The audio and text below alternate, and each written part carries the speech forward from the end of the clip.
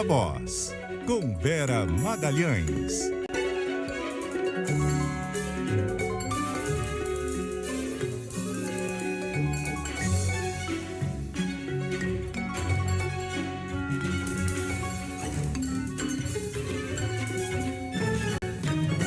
Boa tarde, Vera.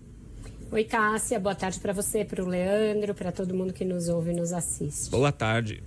Vera, ontem a gente teve toda aquela história do presidente do Senado, Rodrigo Pacheco, dizendo que a decisão dele de deixar expirar aquele trecho da MP sobre a reoneração da folha de pagamento das prefeituras não abala, não, a relação com o Palácio do Planalto. Mas a gente sabe que não é bem assim, né? Aí veio o ministro Fernando Haddad cobrando um compromisso dos três poderes para que as metas fiscais sejam cumpridas. Agora, quando a gente fala de compromisso aí entre os poderes, tem que todo mundo se comprometer. É o que está acontecendo ou não, Vera? Pois é, tá uma troca de acusações grande quanto a isso, Cássia. Na coluna de hoje eu escrevi e historiei alguns casos em que o Congresso acusa o governo de não ter cumprido acordos feitos durante a votação de várias matérias e que resultaram em vetos posteriores do presidente Lula e vetos que foram derrubados pelo Congresso por supostamente infringirem acordos fechados.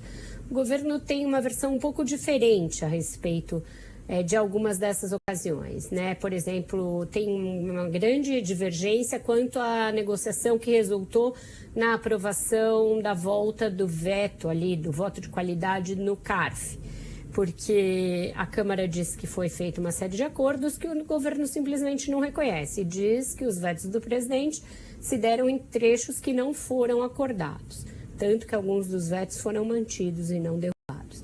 Mas tem outros tantos projetos, o projeto da Lei de Garantias, por exemplo, em que aliados do presidente da Câmara, Arthur Lira, lembram que foi selada até uma ata com o que era objeto de acordo e ainda assim houve vários vetos a pedido do Ministério da Justiça.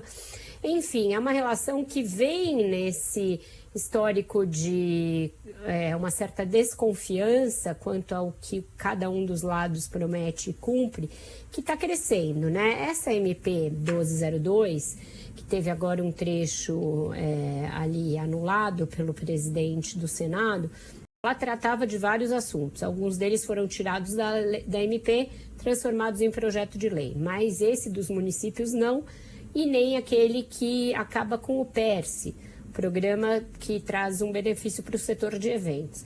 Pois o presidente da Câmara, Arthur Lira, estaria bravo pelo fato do presidente do Senado não ter tirado também o PERSE da MP, não ter revogado também o PERSE. Por quê? Porque a Câmara, principalmente na Câmara e nem tanto no Senado, tem uma pressão grande pela prorrogação por tempo indeterminado do PERSE, e é algo que a Fazenda tem dito que também, né, de novo a palavrinha, acordo, que havia um acordo com o próprio Lira para que se extinguisse depois de um tempo e depois do gasto de uma certa quantidade de recursos públicos. O que a Fazenda está dizendo ali em termos mais gerais? Que a Lei de Responsabilidade Fiscal, que é um dispositivo antigo, implementado lá atrás, desde o governo Fernando Henrique Cardoso, tem um princípio, segundo o qual para cada despesa que você prorroga ou você cria, você tem que dizer qual é a receita que vai bancar essa despesa. E no caso desse monte de cortesia que está sendo feito com o chapéu da União, aí, desonerações para 17 setores da economia, desonerações para os municípios, uma série de benefícios também para o setor de eventos, não está vindo acompanhado de nenhuma receita. Essas receitas não estão previstas na lei orçamentária. Então, o governo está dizendo que, a depender do agente, deixa-se simplesmente de cumprir a lei de responsabilidade fiscal e nem a imprensa, que antes cobrava muito a vigência dessa lei e adotava essa lei como algo importante e salutar para o país, a imprensa está fazendo as devidas cobranças para a aprovação de uma série de benefícios e de medidas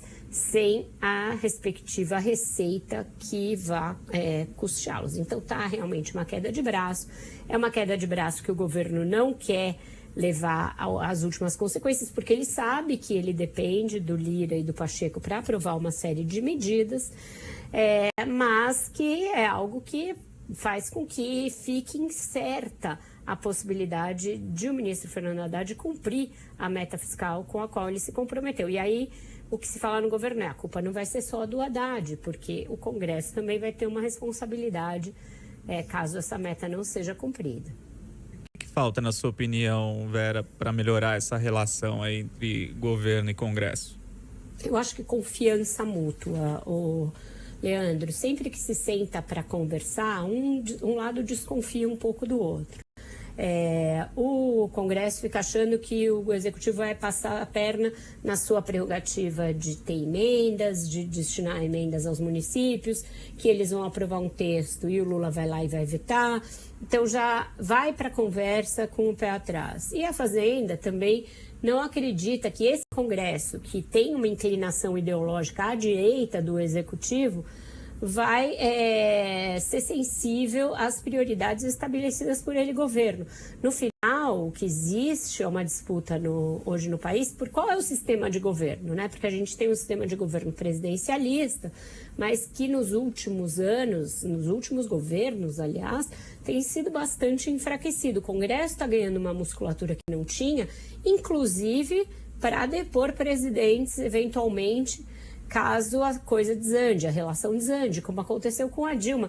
Então, o Executivo se sente tolhido em algumas das suas prerrogativas, ele fica com a obrigação de fazer a meta fiscal, mas acha que o Congresso falha ao lhe dar suporte para isso, e o Congresso cada vez mais poderoso, inclusive na gestão do próprio orçamento. Então, acho que falta confiança dos dois lados e definir um pouco melhor quais são as prerrogativas de cada um e até onde vai esse novo empoderamento do Congresso em termos de destinação de recursos públicos.